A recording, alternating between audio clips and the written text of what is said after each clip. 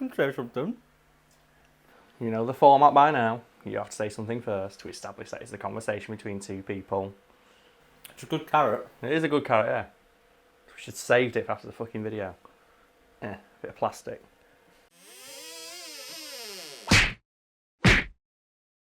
The 1992 male American Olympic basketball team was so utterly dominant on the court and radiated such an immense amount of basketball energy that many analysts refer to the team simply as the Dream Team.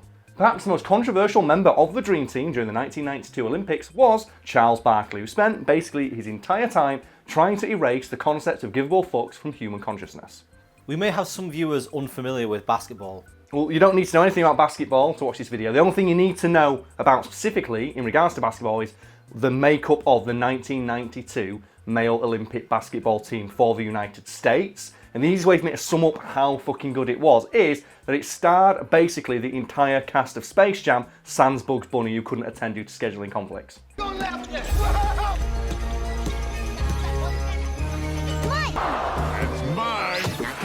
I'm assuming you mean the basketball players that were in Space Jam. Yes, like Michael Jordan was on the team, Charles Barkley was on the team. You can put like the fact bar below with a full list of people. The reason like this run of games is like so legendary in the sporting world, specifically amongst like fans of basketball, is because like this was the creme de la creme of basketball talent in the world at the time. Michael fucking Jordan was on the team. Basically, the guy making the Olympic basketball team had like schoolyard picks of the finest basketballing talent in the world at the time at his fingertips. So a team full of greats, how good were they? Well, they won every game they played during the Olympics with more than 100 points on the board. An Olympic record at the time. Like, even if you lost horribly, like, imagine just being able to go back to your country and like, I dunked on Michael Jordan. Like, that's a fuck, like, you lost by 100 points, yeah, but I dunked on Michael Jordan. My favourite story about Michael Jordan being an asshole is he was in like Las Vegas once, just playing some poker. Like a waitress comes up, gives him his drink, really nervous obviously, it's Michael fucking Jordan, and he chucks like a $5 chip. Wayne Gretzky just so happens to be at the table, picks up the chip, takes it off, takes like a $100 chip off Michael's pile, gives it to the waitress, says, that's how we tip in Vegas, mate. The reason I love that is obviously that's another assist for Wayne Gretzky. It's so good. Don't watch our video about Wayne Gretzky to find out that's funny if you don't know who he is. I like to imagine that he had like those ice skate shoes that Bayonetta has in Bayonetta 2 that let him just ice skate forever everywhere. And he was just like ice skating around Vegas, like going in and helping everyone. It's like Brian Boitano, but Wayne Gretzky. Fuck talking about Charles Barkley at the Olympics. Now discuss and create, like, you know, the ultimate sporting team for good. So we've got Brian Boitano and Wayne Gretzky both travelling around on ice with Brian Boitano, like, you know, using his magical fire breath to save fair maidens. With Wayne Gretzky always coming in for that fucking assist. What other sportsmen can we put on this team to create like the Justice League of sportsmen? Well, I'm thinking like obviously the villain Michael Jordan would be there, Michael Jordan. he'd be there trying to beat them down, and then suddenly out of nowhere would appear John Cena. Of course, yeah, out of nowhere all the time, and his power is invisibility. So who else do we get in to help this team defeat the evil that is Michael Jordan? Well, I mean, you got to get golden boots himself, David Beckham. But he's not wearing his golden boots. He's wearing the boots of Hermes with the little wings on, and he's kicking like football-sized orbs of energy as his attack. Well, there's got to be more like good sportsmen out there who'll be able to help. So I'm going to think like maybe one of the strong men. But I'm going to say like maybe the guy who plays the mountain. I was going to say, apparently in real life he's a super nice guy. Like, when he comes in there, but what outfit should he wear? 'Cause I'm thinking he just looks like Colossus.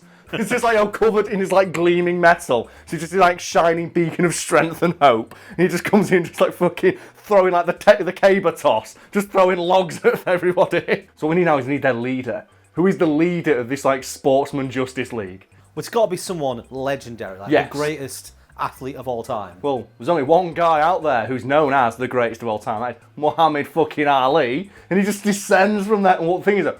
I think he has to come down and looking like Nick Fury. He has to have the eye patch, and obviously his power set is float like a butterfly. There's like little bee stingers on his arms. It can be like wasps. That's a good ass team. I'm guessing with how dominant the team were, they didn't actually have to put that much effort in. The majority of like the dream team just treat it like a holiday. And their coach was so confident they could beat any team in the world half drunk and fully hungover. He gave them carte blanche to do whatever the fuck they want. He said, you go out and drink to whatever time you want. As long as you're on the court for the next day for training, I don't care. So what did Charles Barkley do? Well, Sir Charles spent most of his time just walking around signing autographs, and he still went to like nightclubs and hotels and that sort of thing, but he didn't go with the rest of the team or their security guys. He just went around on his own. And I think at one point, like, an interviewer asked him, like, are you not worried about, like, the threats on your lives? Like, where's your security? And Charles Barkley responded by looking the interviewer dead in the eye and going like this. This is my security. Putting them back down and then going back to having a drink. And there's a story from someone who was with him during, like, one of these many outings. And he says, like, oh yeah, like, an elderly man came up to him looking all crazy and just laughed in his face, like, manically. And I thought, oh, obviously, I'm quite taken back by this. Like, bear in mind, all these threats against his lives in a foreign country he doesn't know, he doesn't speak the language. And then Charles Barkley looked at him and went, ha, you're crazier than I am, and walked off. So this famous sportsman who's just been dunking on everyone is walking around with no security at all. And no, you said he went to clubs on his own, he didn't even go with teammates. No, he's lounge. He just wanted to see, like, you know, the area for himself. Like, he sometimes went with teammates, sometimes went on his own. He didn't give a fuck. And the reason we know that he sometimes went on his own is because, like, you know, his lackadaisical attitude extended to, like, you know, his relationship he had with the press. And there is, like, an interviewer for Sports Illustrated who followed him around for, like, the entire time he was at the Olympics and reported that, like, after every game, it became basically a scavenger hunt to try and find Charles Barkley, because while he did agree to let me interview him, what I'd do is I'd go try and track him down after, like, you know, the last game of the day or training or whatever, and I'd find a note from Charles saying, oh, I've gone to his club, come and find me. And he'd go to that club and he'd go, oh, is Charles Barkley here? He goes, well, actually no, Mr. Barkley left, but he did say someone matching your description will be coming. Here's a note. And he'd read that and he'd say, oh, I'm at this club. So he'd go to that club, and again, the same thing had happened. And the interview goes like, yeah, sometimes I go to like 6 clubs trying to find Charles Barkley and then just find him in like the random arse end of town in a dingy little bar, just drinking at the bar on his own with like random people taking photos and like asking for autographs. And I go up to him and ask him if he wanted to do it. He goes, yeah, but I'm about to leave. And they'd have to leave again. I don't think anything sums up how few fucks Barkley gave more than the fact he made an interviewer go on a scavenger hunt every single night, for which he was the only prize. So we've already talked about a dream superhero team made of sportsmen. Yeah, real life sportsmen. So what if we did the same thing, but we do that with fictional characters? Okay, but I say the twist we do here is, obviously we made a fictional superheroic team based on real people. Let's now get fictional sportsmen and make a real life team. So let's pretend that the world of fiction had an Olympic delegation. They now have to pick, like, you know, countries do, of their finest sportsmen to send to the Olympics to represent the world of fiction. Who do they send from their world to, like, you know, try and like dominate the Olympics the hardest? So we're going to start immediately with, like, who's going to be their decathlete, and I'm going to say Air Bud. We know for a fact that that dog can do fucking anything. Sure, it's limited to basketball, but I bet if Air Bud trained for the decathlon, he could fucking dominate. Because dogs are pretty fast, so he's got the athletic stuff in the bag immediately. The only stuff he really needs to train for is stuff like shot put and discus and like javelin. So we have an all-round athlete in the form of Air Bud, but who do we send, like, you know, for athletics in general, for like the sprint and the marathon? Well, I think we need to clarify, first of all, we're leaving superheroes out. No, because that makes it boring. Yeah. So we should say it's got to be a mortal character from fiction who just so happens to be really good at one particular thing. So with that in mind, who do you send for, like, the sprints, the 100 and 200 metres? Well, it's got to be Ethan Hunt. Oh, that fucker never stops sprinting. Oh my! And as well, he's allowed to do it in like the full the outfit from Mission Impossible 4, where he's wearing like the Russian like general outfit and throws it off, and that's how he celebrates. You know, like Usain Bolt's got like the Bolt pose. He just throws off. No, he takes off the mask. He dresses like someone else. That's what he does. He turns up to the arena looking like Usain Bolt. It's like, there are 2 Usain Bolts. Runs to the end at cheetah speed and just takes the mask off, and it's a fucking Ethan Hunt. Ethan Hunt can run pretty fast, but I don't think even he can run for 26 miles straight. So who do we have for like the long distance running? I mean, there's only one person I can think of. I know you think right. It's Forrest Gump. Of course, he ran across the country like 3 times. Of course it's fucking Forrest Gump. He never stops. All you've got to do is have someone on the start line say, run, and at the end there'll be a guy who tells you to stop, and that's it. A game fucking over for everybody. And the best part about Forrest Gump is that, in addition to being a fantastic long distance runner, he's also a ping pong champion. We already know he's Olympic ping pong champion, so he can do that too. So let's bring it inside now, like the indoor sports, like gymnastics. Who does the world of fiction send us out? You know, their gymnastics representative. The fucking Power Rangers. I know before anyone says, like, oh, they have powers, but we know for a fact the Power Rangers can do all these backflips and shit without their powers, because every episode they've ever been in shows them doing backflips and kung fu moves before they activate their power coins and get all the powers of the Power Rangers. Even if you say, oh, they won't be very good at the balance beam. Like, do they need to balance if they can defy gravity by spinning? So that's the gymnastics fucking sorted. So let's move on and go to another indoor event, the weightlifting. who do they send in? I'm tempted to say Schwarzenegger's character from Jingle All the Way. Oh man, just the ordinary man who is supposedly a dad who can effortlessly lift up. Is it 2 people or 1 person? He just lifts up completely off the floor.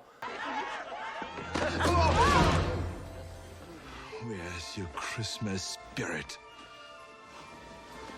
You can pick any Schwarzenegger role because obviously he's just a beefcake, but that one's funniest because he's just a dad. Yeah, and I like the idea. It'd be like that. I think it was the 2012 Olympics where I think it's like the New Zealand football squad managed to score a goal against like Brazil or something, and the guy they brought on who scored it worked part-time in a bank on the weekend. It'd be like that. They brought him in just because like a random dude they saw walking around who's quite strong. They bring him in, and I won't say he'd win. I think he'd get like a bronze, but he'd be like one of those bronzes that's so impressive because he didn't do any training. He just turned up and did it. What about the swimming event? Well, for that, Brad, there's only one person you can bring in, and that is Adam Sandler's character from Don't Mess with the Zohan. Let's pause for a second so I can put the clip in. Yes. This film may not have been seen, but this is my favourite bit in the entire film. Oh yeah, okay, put that bit in.